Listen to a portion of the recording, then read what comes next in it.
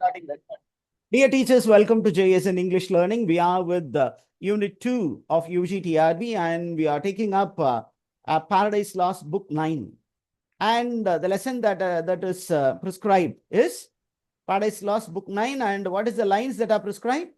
Line number 795 to line number 833. அப்போ மொத்தம் எத்தனை லைன்? ஒரு 38 லைன்ஸ் கொடுத்துருக்காங்க. அந்த 38 லைன்ஸ் என்ன அப்படின்னு நம்ம பார்த்துருவோம். சரி, போறதுக்கு முன்னாடி ஒரு இன்ஃபர்மேஷன் உங்களுக்கு தெளிவாக சொல்லிடுறேன். இந்த book Paradise Lost book 9 is part of 12 volume of the epic poem written by John Milton. John Milton ஒரு 12 புக் எழுதியிருக்காரு. It comes under the genre called epic. அந்த 12 புக் அப்படிங்கிற அந்த 12 புக் ஸ்ட்ரக்சர்ல 9th புக்கா இருக்கிற அந்த புக்ல இருந்து ஒரு 38 லைன்ஸ் நமக்கு ப்ரிஸ்கிரைப் பண்ணியிருக்காங்க. சரி, நம்ம ஜான் மில்டனை பத்தி இப்ப பார்க்க போறதுல we are going to get some information about Paradise Lost and we are going to proceed with the work. John மில்டனை பின்னாடி நம்ம பார்ப்போம், ஏன்னா பின்னாடி இன்னொரு ஒர்க்கும் இருக்கு. Now let's get to know about this work called Paradise Lost. Paradise Lost என்ன டைப் ஆஃப் poem அப்படின்னு கேட்டீங்கன்னா it is an epic poem. And what is the verse form which was used? The verse form that is used is blank verse. Blank verse na enna solluvom teachers?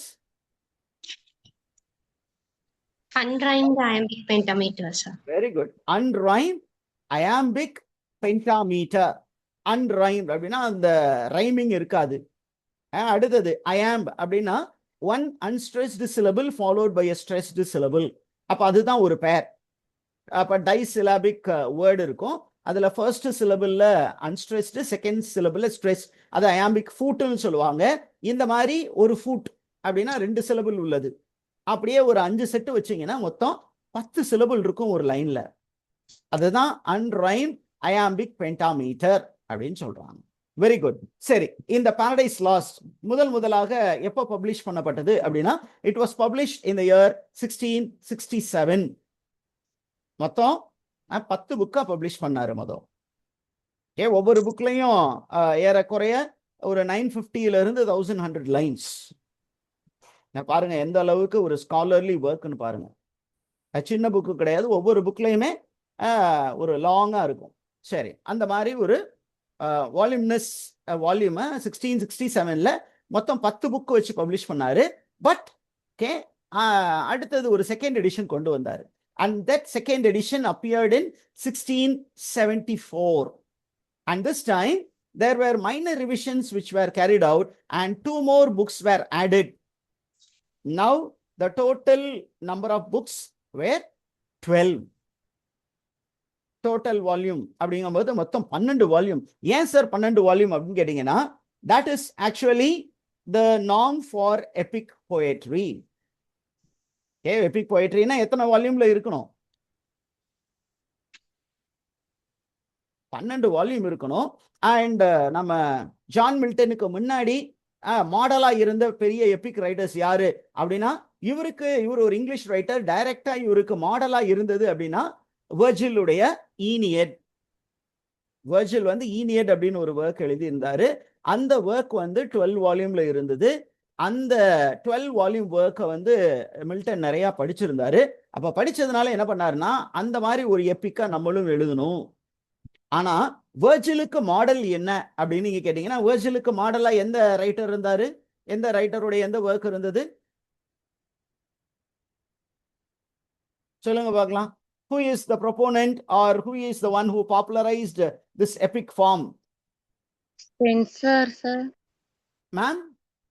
Spencer. Okay. ஸ்பென்சருடைய பாரடை எதுனா Faerie Queene, அது English writer. அப்ப மில்டனுக்கு அவரும் ஒரு மாடலா இருந்திருப்பாரு. அதே நேரத்தில் வெர்ஜில் ஒரு மாடல். வெர்ஜிலுக்கு முன்னாடி கிரீக் வேர்ல்டுல ஒரு பெரிய எபிக் ரைட்டர் இருக்காரு. எபிக்னு சொன்னீங்கன்னாவே டக்குன்னு அந்த கிரீக் ரைட்டர் தான் நமக்கு மைண்ட்ல ஞாபகத்துக்கு வரணும். யார் அந்த Epic writer? who wrote 2 great epics, Iliad and Odyssey அப்படின்னு 2 எபிக் எழுதி இருக்காரு. Homer, sir. ஹோமர். அப்ப Homer is almost the prototype writer for epic. Even நீங்க வந்து அரிஸ்டாட்டிலுடைய பொயட்டிக்ஸ் அப்படின்னு ஒரு ஒர்க் நமக்கு பிரிஸ்கிரைப்டு டெக்ஸ்டா? அரிஸ்டாட்டில்ஸ் பொயட்டிக்ஸ். Yes, sir. அந்த அரிஸ்டாட்டில் பொயட்டிக்ஸ் பாத்தீங்கன்னா it is almost an analysis of, I think there is somebody who has put the mic open. ஆன்ல இருக்கு. Okay, நீங்க ஆன்ல வச்சீங்கன்னா இங்க எக்கோ அடிக்கும். சரி, அரிஸ்டாட்டிலுடைய அந்த பொயட்டிக்ஸ் அப்படிங்கிற புக்கு நமக்கு அப்பேரண்ட்லி பார்க்கும்போது ஒரு டிராமாவுக்கான தியரி புக் மாதிரி தெரிந்தாலும் it is almost a review of all the writers of his time. அப்ப அந்த புக்ல ரொம்ப பெருசா எந்த ரைட்டரை பத்தி பேசுறாரு அப்படின்னா he celebrates Homer. அப்ப அந்த ஹோமரை வந்து ஒரு பெரிய எபிக் ரைட்டர், அண்ட் அந்த எபிக்குக்கும் டிராமாவுக்கும் உள்ள கம்பாரிசன்ஸ், அந்த சிமிலாரிட்டிஸ் என்ன டிசிமிலாரிட்டிஸ் என்ன அப்படின்னு அரிஸ்டாட்டில் அங்க பேசுறார். அந்த அளவுக்கு ஒரு பெரிய ரைட்டரா இருந்த ஹோமர் அவருடைய ரைட்டிங்ஸை பார்த்து யார் இன்ஃப்ளூயன்ஸ் ஆனா? வெர்ஜில் இன்ஃப்ளூயன்ஸ் ஆகி ஈனியட் எழுதினாரு. அவரை பார்த்து தான் எட்மண்ட் ஸ்பென்சர் இன்ஸ்பயர் ஆகி பாரடே என்ன பண்ணாரு, ஃபேரி குயின் எழுதினாரு. அந்த எட்மண்ட் ஸ்பென்சரையும் அந்த வெர்ஜிலையும் மாடலா வச்சுக்கிட்டு தான் நம்ம ஜான் மில்டன் அப்படிங்கிற இந்த ஃபேமஸான இங்கிலீஷ் ரைட்டர், எபிக் ரைட்டர் என்ன பண்ணாரு? he wrote the work called Paradise Lost. சரி, மற்ற எபிக்ஸுக்கும் ஜான் மில்டனுடைய பாரடைஸ் லாஸ்டுக்கும் என்ன சார் டிஃபரன்ஸ் அப்படின்னு கேட்டீங்கன்னா, அந்த கிரீக்ல ஹோமரா இருக்கட்டும் அல்லது வெர்ஜிலா இருக்கட்டும், ஓகே, இவங்க எல்லாருமே என்ன பண்ணாங்கன்னா இந்த எபிக் அப்படின்னு எடுத்துக்கிட்டீங்கன்னா இது வந்து ரொம்ப கிராண்ட் எலக்வென்ட் ஸ்டைலா இருக்கும், ரொம்ப கிராண்டா இருக்கும், ரொம்ப எலக்வெண்டா இருக்கும். நிறைய அல்யூஷன்ஸ் யூஸ் பண்ணியிருப்பாங்க, நிறைய ஸ்டைலிஸ்டிக் டிவைஸ் எல்லாம் யூஸ் பண்ணியிருப்பாங்க. அண்ட் இப்படி பெரிய ஒர்க்கா இருக்கும்போது இந்த ஒர்க்கினுடைய சப்ஜெக்ட் மேட்டர் இருக்கு இல்லையா, அதுவும் ரொம்ப கிரேட்டா இருக்கணும்னு எதிர்பார்த்தாங்க. அப்ப என்ன பண்ணாங்கன்னா, they were writing works about gods or about demigods, கடவுளர்களை பற்றி அல்லது குட்டி தெய்வங்களை பற்றி அல்லது பராக்கிரமசாலிகளாக இருந்த மனிதர்களை பற்றி, we call them as legends, வரலாற்றில் வாழ்ந்த கடவுளை ஒத்த சக்தி உள்ள மனிதர்கள், மனுஷிகள், அவங்கள பத்தி தான் ஒர்க் எழுதி இருந்தாங்க. ஆனா நம்ம ஜான் மில்டன் என்ன பண்றாரு அப்படின்னு கேட்டீங்கன்னா, he wanted to write an epic on the Bible characters. யார் the Bible character அப்படின்னா, the so called first parents of humanity, human kind இருக்குல்லையா, அதனுடைய ஃபர்ஸ்ட் பேரண்ட்ஸா பைபிள் சொல்றது யாரு? Adam and Eve. Adam and eve. அந்த ஆடம் அண்ட் ஈவ் உடைய ஸ்டோரியை பத்தி தான் இவர் என்ன பண்ணாரு, இந்த பாரடைஸ் லாஸ்ட் அப்படிங்கிற அந்த 12 புத்தகங்கள் எழுதினாரு. அண்ட் எதை பத்தி அப்படின்னா, கடவுள் ஆடாம் ஏவாளை எப்படி படைத்தார், எப்படி அவங்களை வந்து ஒரு உயர்வான நிலையில் வைத்திருந்தார், தன்னுடைய உருவிலும் சாயலிலும் படைத்து வைத்திருந்தார், அவளுக்கு எப்படி ஃப்ரீடம் கொடுத்து வச்சிருந்தாரு. அண்ட் அந்த ஃப்ரீ வில் அப்படிங்கிற ஒரு கான்செப்ட் இருக்கு. எப்படின்னா, they are not controlled by God. அவங்கள ஃப்ரீயா நீங்க, நான் சொல்றேன் இதை கேட்டு நடங்க, you are free to choose me or free to choose somebody else அப்படிங்கிற மாதிரி ஒரு கான்செப்ட் கொடுத்தார். that is called free will. ஆனா அவங்கள அடிக்கடி சொல்லிட்டு இருந்தாரு, அந்த தப்பான வழியில போயிடாதீங்க, சாத்தான் உங்க சுத்திக்கிட்டு இருக்கான், உங்களை வந்து என்ன பண்ணுவான், டெம்ப் பண்ணி தப்பு செய்ய வைப்பான் அப்படின்னு ஃபர்ஸ்ட்ல இருந்து சொல்லிட்டு இருந்தாரு.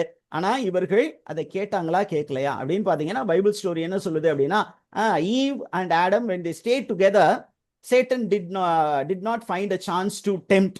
But when Eve got separated from Adam, okay, அந்த ஸ்டோரி ஒரு இன்ட்ரெஸ்டிங்கான ஸ்டோரி. அப்ப ஈவ் வந்து, நான் தனியா வேலை செய்ய போறேன், என்ன நீங்க நம்பலையா, நான் வந்து ரொம்ப ஸ்ட்ராங்கா இல்லையா, உங்களை மாதிரி தானே நானும் கடவுளுடைய படைப்பு தானே அப்படின்னு ஆர்கியூ பண்ணிட்டு, நான் தனியா தான் போய் வேலை செய்ய போறேன், நீங்க தனியா வேலை செய்யுங்கன்னு சொல்லிட்டு போனா, சாத்தான் வந்து இதுதான் தக்க சமயம்னு என்ன பண்ணான், ஒரு பாம்பின் ரூபத்தில் வந்து பாம்புக்குள்ளார அவன் இறங்கி அந்த பாம்பு மரியா வந்து இவகிட்ட பேசுனா, அவளை வந்து என்ன பண்ண, அவளை பத்தி ரொம்ப புகழ்ந்து பேசி, எப்படி நீ வந்து பேசுற அப்படின்னு கேட்கும் பொழுது, நான் இந்த மாதிரி சுத்தி திரிஞ்சேன், நானும் ஒரு பீஸ்ட் தானே, எனக்கு அறிவாற்றெல்லாம் இல்லாம தான் இருந்தது, நான் என்ன பண்ண, ரொம்ப பசியா இருந்தது, ஒரு நாள் என்ன பண்றதுன்னு தெரியாம அப்படியே நுகர்ந்து பார்த்துக்கிட்டு இருக்கும்போது, நல்ல இந்த பாம்புகளுக்கு வந்து ஆட்டு பால் அப்படிங்கிறது மேல ரொம்ப அதிகமான மோகம் உண்டு.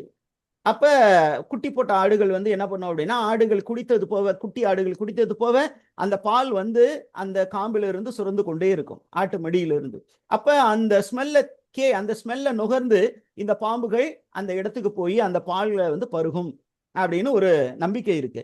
அதே மாதிரி நான் ஒரு நாள் ரொம்ப பசியா இருக்கும் பொழுது இந்த பால் வாசம் எங்க இருந்து வர மாதிரி இருந்தது. அதனால நான் என்ன பண்ணேன், கண்ணை மூடிட்டு வேகமா போயிட்டு கண் முழிச்சு பார்த்தா ஆடையும் காணோம், பாலையும் காணோம். ஆனா ஒரு மரம் இருந்தது.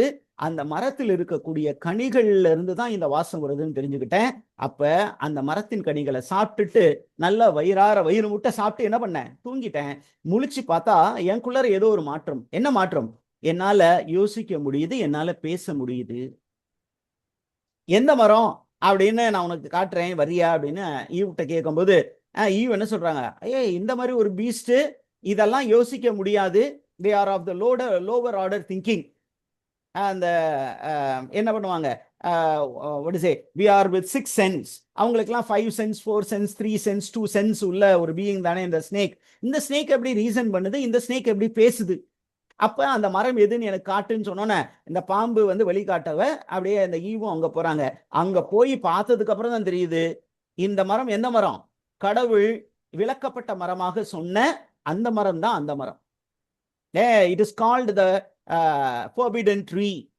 இந்த கடவுள் சொல்லிட்டாரு, இந்த சிங்காரவனம், தட் இஸ் ஈடன் கார்டன், இந்த கார்டன்ல இருக்கிற எல்லா மரங்களையும் நீங்க பயன்படுத்துங்க. ஆனா இந்த தோட்டத்துல எந்த பகுதியில இருக்கக்கூடிய அந்த ஒரு மரத்தை மட்டும் நீங்க தொடாதீங்க. அது அவர் என்னன்னு சொன்னா, it is called tree of knowledge, but it is forbidden from you. ஏன், என்னைக்கு இந்த ட்ரீ ஆஃப் நாலேஜ் நீங்க சாப்பிடுறீங்களோ உங்களுக்கு நல்லது எது தீயது என்ற அந்த ஒரு பாகுபடுத்தி பார்க்கக்கூடிய நிலைமை வரும். நீங்க கடவுளாக இருக்க மாட்டீங்க, மனிதர்களாக மாறி விடுவீர்கள் அப்படின்னு சொல்லி கடவுள் அவங்கள அந்த மரத்து பக்கத்துல போனீங்கன்னா நீ இதை கனியை சாப்பிட்டீங்கன்னா நீ செத்துருவீங்க அப்படின்னு சொல்லி இருந்தாரு.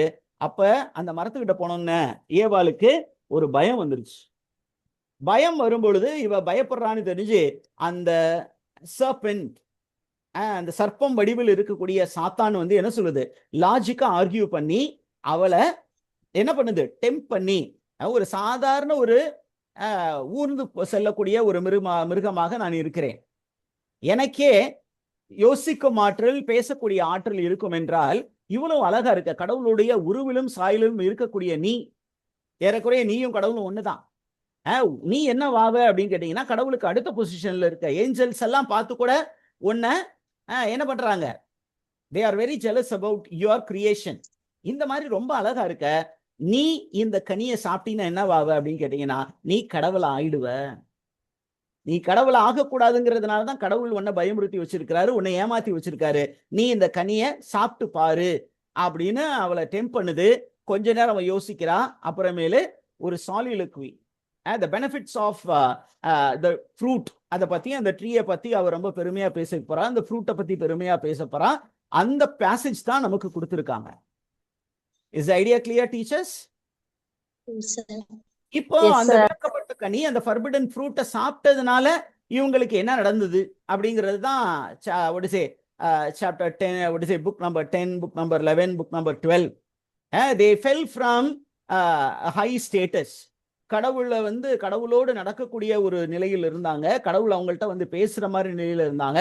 ஆனா இந்த விளக்கப்பட்ட கனியை சாப்பிட்டதுக்கு அப்புறம் they got the ability to think and they came to know that they were naked. அது வரைக்கும் ஆடையெல்லாம் போடாம இருந்தாங்க, இப்பதான் அவங்க மைண்ட் கரப்ட் ஆயிடுச்சு. அதனால அப்பதான் அவங்களுக்கு ஒரு ரியலைசேஷன் வருது. என்ன அப்படின்னு கேட்டீங்கன்னா, அவங்க ஆடை இல்லாம இருக்கிறாங்க. உடனே என்ன பண்றாங்க, அங்க போய் அத்தி மரத்தின் இலைகளால் ஆடைகளை ஆதாம் செய்து ஏவாளுக்கு கொடுத்தா, 2 பேரும் அதை போட்டுக்கிட்டாங்க.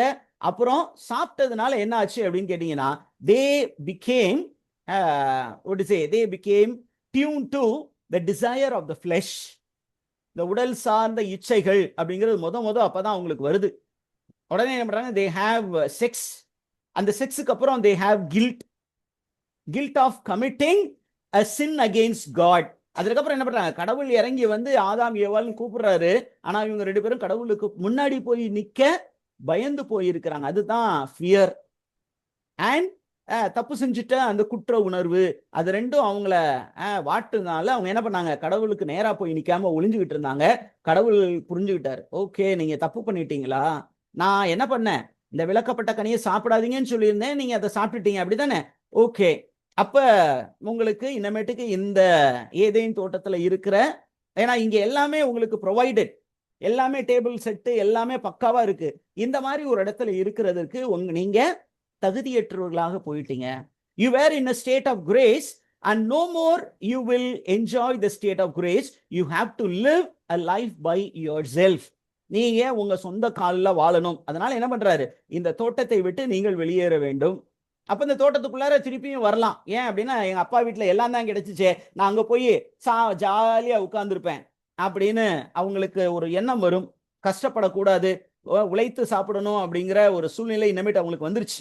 ஆனா ரொம்ப கஷ்டப்படும் போது பேசாம அப்பா அம்மா வீட்டுக்கு போனா அம்மா சமைச்சு கொடுப்பாங்க, நம்ம ஜாலியா உட்கார்ந்துருக்கலாம் அப்படின்னு ஒரு யோசனை வரும் இல்லையா? அந்த மாதிரி ஒரு அதே யோசனை வரக்கூடாது. நீங்க போய் உங்களுடைய உழைப்பினால் வாழ வேண்டும் அப்படின்னு சொல்லி அவங்களை தோட்டத்திலிருந்து கடவுள் வெளியேற்றுகிறார். வெளியேற்றும் போது அவங்க ரொம்ப மனசு வருத்தப்படுறாங்க. அப்ப அவங்களுக்கு ஒரு ப்ராமிஸும் கொடுக்குறார், கவலைப்படாதீங்க, நீங்க பாவம் செய்து விட்டீர்கள். You have committed the sin and the sin is the sin of disobedience. கீழ்ப்படியாமை.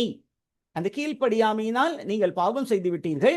இந்த பாவத்தினால என்ன வரப்போகுது அப்படின்னா, உங்களுக்கு மட்டும் இந்த பிரச்சனை கிடையாது. வழியாக உங்களுடைய பிள்ளைகள் மூலியமாக அவங்களுக்கு இந்த ஒரிஜினல் சின் அப்படிங்கிற ஒரு கான்செப்ட் வரும். அதனாலதான் பாத்தீங்கன்னா கிறிஸ்டியன் சர்ச்சில் there is a sacrament called baptism. Baptism அப்படின்னு சொல்லினா திருமுழுக்குன்னு சொல்லுவாங்க. திருமுழுக்குன்னா என்ன, இந்த ஒரிஜினல் சின், ஆதாம் ஏவாள் செய்த அந்த கீழ்ப்படியாமையினால் அந்த பாவத்தை கழுவுற ஒரு சடங்கு. அப்புறம் தான் அவங்க திருச்சபையில மக்களாகிறாங்க. அதுக்கப்புறம் சின்ன சின்ன தப்பு பண்ணும்போது ஒவ்வொரு வாழ்வு நிலையிலும் அவங்களை கடவுள் சந்தித்து அவர்களை திருப்பியும் தேற்ற வருகிறார் அப்படிங்கிறது தான் இட்ஸ் கால்ட் சாக்ரமெண்ட்ஸ். ஓகேங்களா, புரிஞ்சுச்சா டீச்சர்ஸ்? ஃபைனலா என்ன சொல்றாருன்னா, ஒரு காலம் வரும், அந்த காலத்து வரும்போது இந்த சாத்தானை எதிர்த்து எனது மகன் வருவார். அவர் சண்டையிட்டு தன்னுடைய வாழ்க்கையவே என்ன பண்ணுவார், உங்களுக்காக சாக்ரிஃபைஸ் பண்ணி அந்த சாத்தான் சாத்தானை தோற்கடித்து உங்களோட ஒரிஜினல் ஸ்டேட் ஆஃப் கிரேஸுக்கு கொண்டு சேர்ப்பார் அப்படின்னு சொல்லுவாரு. அப்ப நமக்கு என்ன தெரியுது அப்படின்னா, டிசோபீடியன்ஸ்னால பாவம் இந்த உலகத்திற்கு வந்தது. இந்த பாவத்தினால நம்ம எல்லாருக்கும் ஒரிஜினல் சின் அப்படிங்கிற கான்செப்ட் வந்தது. அதோடு சாவும் நமக்கு வந்தது.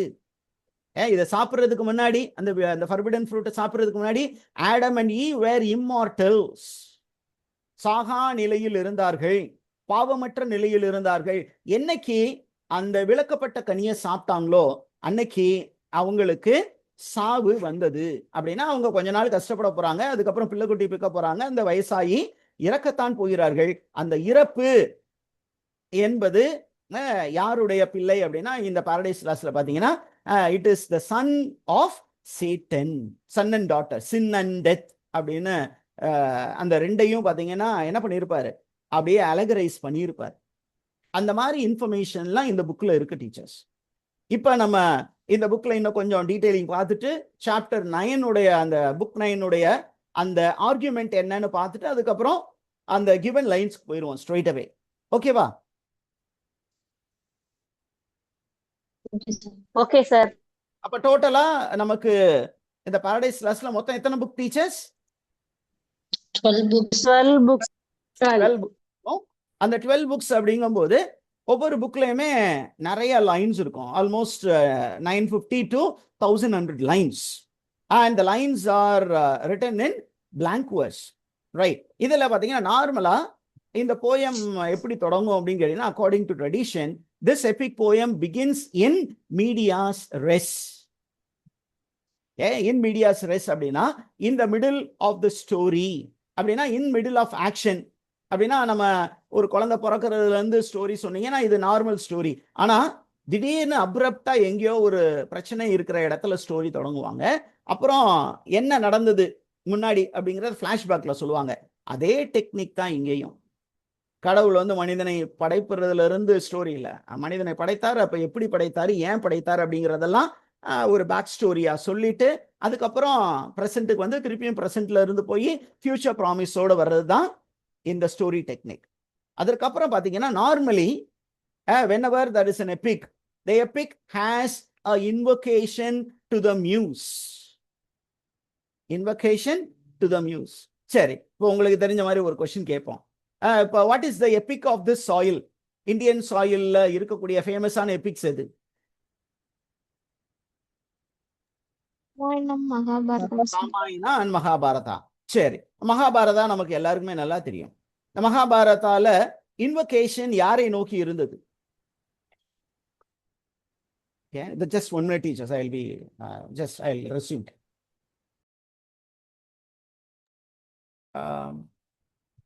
Teachers, are you there? Yes, sir. Okay, அப்ப நம்ம ஒரு எபிக் போயம் அப்படின்னா அந்த எபிக் போயம் தொடங்கும் போது there will be an invocation to a deity. It's called the invocation to the muse. Greek traditionல அந்த ஜேயூஸுக்கு என்ன பண்ணாங்க, அவருக்கு மகள்கள் இருந்தார்கள். எத்தனை பேர் இருந்தாங்க? 9 மகள்கள் இருந்தாங்க. அந்த ஒவ்வொருத்தரும் ஒவ்வொரு டொமைனுக்கு இன்சார்ஜா இருந்தாங்க. அப்ப அவங்களை நோக்கி ஒரு ஜெபம் சொல்லிட்டு தான் இந்த எபிக் எழுதுவாங்க. அப்ப அதே மாதிரி இங்கேயும் பாத்தீங்கன்னா there is a invocation, and who is invoked here அப்படின்னு கேட்டீங்கன்னா goddess Urania is invoked in Paradise Lost book 1. Paradise Lost book 1ல யாரை நோக்கி ஒரு பிரேயர் இருக்கு டீச்சர்ஸ்? யாரை நோக்கி பிரேயர் இருக்கு? It is Urania, the god of astronomy. Okay, வானவியல் அப்படின்னு சொல்லுவாங்க இல்லையா, அந்த அவங்களை நோக்கி தான் ஒரு பிரேயர் இருக்கு. பட் ஏன் சார் ஒரு கிரீக் காடை வச்சு ஒரு பிரேயர் எழுதியிருக்காரு அப்படின்னு கேட்டீங்கன்னா, அவருக்கு மைண்ட்ல John Milton is English poet, is a Christian poet. அப்ப அந்த ரைட்டர் வந்து யார மைண்ட்ல வச்சு யார யுரேனியாவை நினைச்சுக்கிறாரு அப்படின்னா, he considers Mother Mary as God Urania. விண்ணரசின்னு சொல்லுவாங்க இல்லையா, விண்ணரசின்னு கிறிஸ்டியன் பேக்ரவுண்ட்ல யார நினைக்கிறாங்க அப்படின்னா இட் இஸ் மதர் மேரி. அப்ப மதர் மேரிய மைண்ட்ல வச்சுக்கிட்டு தான் ஓகே இவர் என்ன பண்றாரு அப்படின்னா இந்த போயம் எழுதுறாரு. பட் இவர் வந்து ஒரு ப்ராட்டஸ்டன்ட். அப்ப மதர் மேரியா இருக்குமா அப்படின்னு ஒரு ரிசர்ச் பேப்பர்ல சொல்லும்போது அவர் என்ன பண்றாருன்னா he thinks about the holy spirit, all pervading spirit. அப்ப நமக்கு தேவையான பேர் என்ன? மியூஸ். எந்த மியூஸ் நோக்கி இந்த என்ன பண்ற இன்வொகேஷன் சொல்றாருன்னு கேட்டா என்னன்னு சொல்லணும்? Goddess Urania. எந்த டொமைனுக்கு incharge? Goddess of astronomy. Astronomy. ஓகேவா? இப்ப அதுதான் நமக்கு தேவையான இன்ஃபர்மேஷன். இதற்கு அடுத்தது முக்கியமானது அப்படின்னா what is the stated purpose of Paradise Lost? அது வந்து கொஸ்டினா கேட்பாங்க. What is the stated purpose of Paradise Lost? இந்த பாரடைஸ் லாஸ்டினுடைய நோக்கம் என்ன? எதற்காக இந்த பாரடைஸ் லாஸ்ட ஜான் மில்டன் எழுதினாரு அப்படின்னு கேட்டீங்கன்னா ரொம்ப அழகா அவர் வந்து எல்லாமே அந்த பிகினிங்லேயே சொல்லிட்டாரு. Beginning of this book Paradise Lost book 1லே ரொம்ப தெளிவா சொல்லிட்டாரு. My purpose in writing Paradise Lost is to justify the ways of God to men. கடவுளுடைய செயல்கள் நமக்கு புரியாம இருக்கு. ஆனா அது நம்ம என்ன சொல்றோம், ஏன் சார் கடவுள் இப்படி எல்லாம் பண்றாரு அப்படின்னா, கடவுள் ஏதாவது ஒண்ணு செஞ்சாருன்னா அதுக்கு பின்னாடி ஒரு அர்த்தம் இருக்கும்.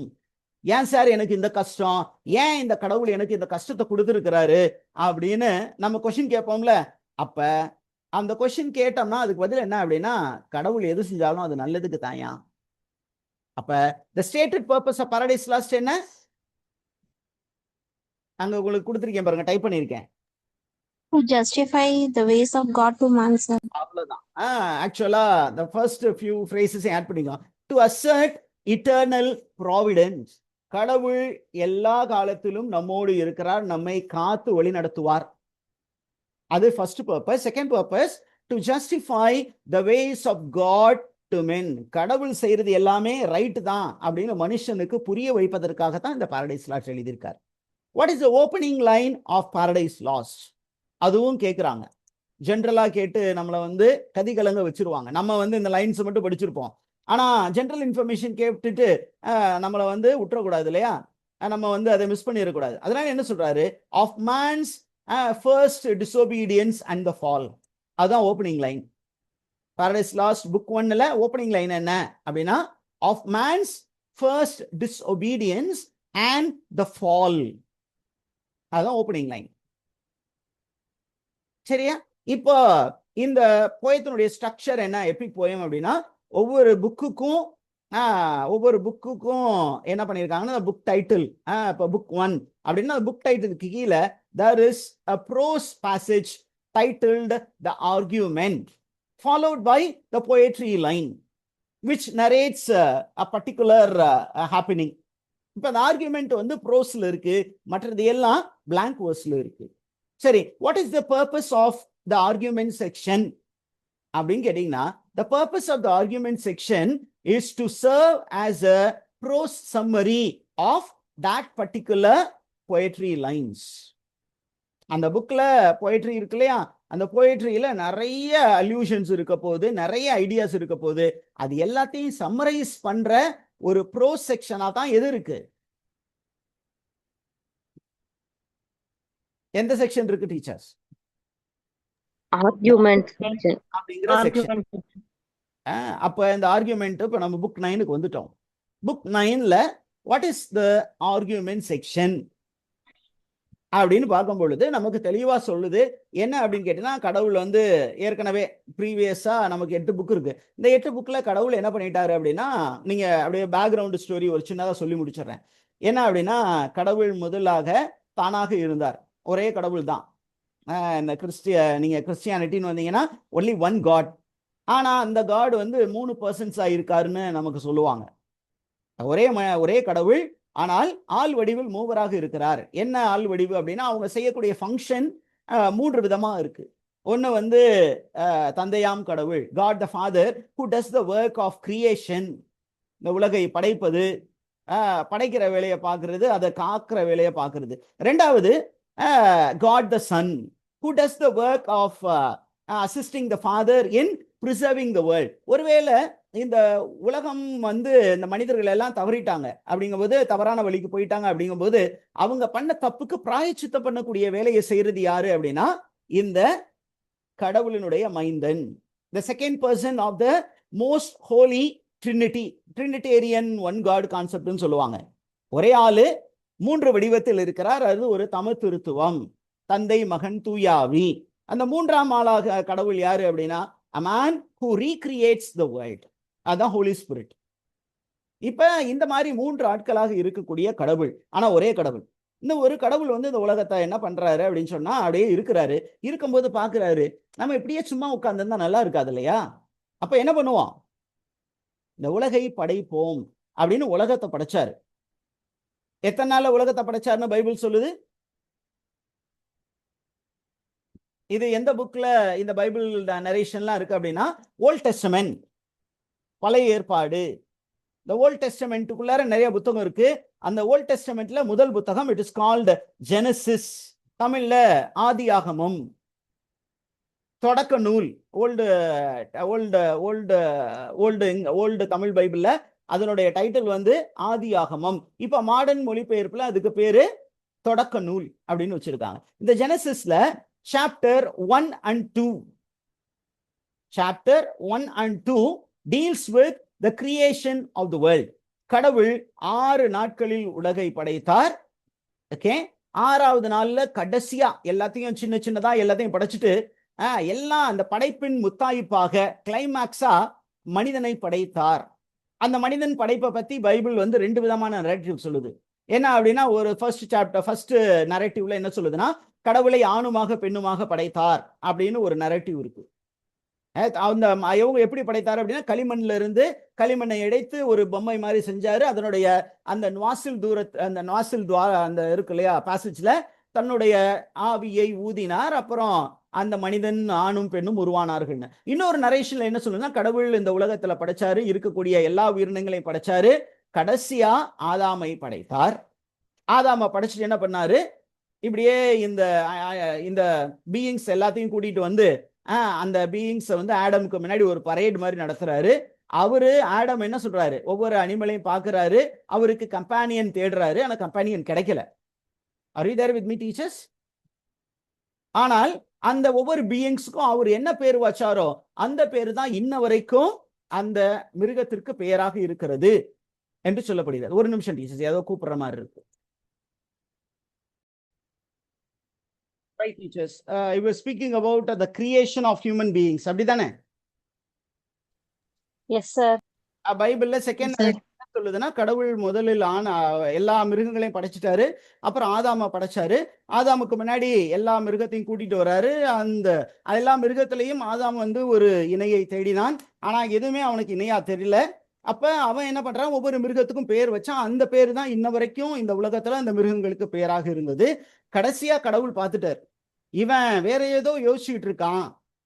என்ன அப்படின்னா, அவனுக்கு ஒரு இணையை தேடுறான். அந்த இணை இல்லை அப்படின்னோடனே கடவுள் ஒரு மைண்ட் அப்படியே ரீட் பண்றாரு. ஆடமுடைய மைண்டை ரீட் பண்ணா அங்க ஒரு உருவம் இருக்கு. உடனே என்ன பண்ணாரு, அவனை தூங்க வச்சுட்டு என்ன பண்ணாரு, திருப்பியும் அவன் first operation was conducted by God. என்ன பண்ணாரு, அவனுடைய விலா எலும்பு எடுக்கிறார். அவர் தான் பெரிய டாக்டர். அவனுடைய விலா எலும்பு எடுத்து அந்த விலா எலும்பு மேல அப்படியே என்ன பண்ணாரு, மண்ணை எடுத்து ஒரு அழகான உருவம் செய்யறாரு. அந்த உருவத்தில் அந்த நாசில் துவாரத்துல தன்னுடைய மூச்சை காற்ற ஊதுறாரு. ஒரு அழகான ஒரு பெண்ணை உருவாக்கிட்டார். அந்த பெண்ணை வந்து உருவாக்கி ஆதாமை எழுப்பி அந்த பொண்ணை காட்டுறாரு. இப்ப பாரியா அப்படிங்கும் போது அப்படியே பாக்குறான். பார்த்தோன்னே மெய் மறந்து போய் நிக்கிறான். ஆகா, இந்த மாதிரி ஆளை தானே நான் எதிர்பார்த்துக்கிட்டு இருந்தேன் அப்படின்னோன்னா அவனுக்கு புரியுது. என்ன அப்படின்னா, கடவுள் வந்து நம்ம எலும்பை தான் எடுத்துட்டாரு. அப்ப என் எலும்பின் எலும்பும் என் தசியும் தசியுமாக இருக்கிற இவளுக்கு என்ன பேர் வைக்கிறது அப்படின்னா, அவளுக்கு ஏவாள் அப்படின்னு பேர் வச்சாரு. புரியுதா teachers? This is how God created the world. இப்ப கடவுள் ஆதாம் ஏவாளை படைச்சு என்ன சொன்னாரு, நான் இந்த உலகை எல்லாம் படைச்சிட்டேன். இந்த உலகை மேற்பார்வை பார்ப்பதற்கு, அதை பராமரிப்பு செய்வதற்கு உங்களுக்கு நான் பணி தருகிறேன். நீங்க இந்த இடத்துல இருந்து நல்லா பார்த்துக்கோங்க. எல்லாமே ஓகே. ஆனா என்ன பண்ணக்கூடாது, இந்த ஏதேன் தோட்டத்துல இருக்கக்கூடிய ஒரே மரத்தில் இருக்கக்கூடிய அந்த கனியை மட்டும் நீங்க சாப்பிடாதீங்க. That is called the tree of knowledge. இதுதான் சிம்பிள் ஸ்டோரி. புரிந்ததா? அவங்க வந்து கடவுளை நேரா பார்க்கலாம், கடவுளை நேரா பேசலாம், கடவுளை கூப்பிடலாம், கடவுள் உடனே வந்துருவாரு. அந்த மாதிரி ஒரு அருள் நிலையில இருந்தாங்க. That is called the state of grace.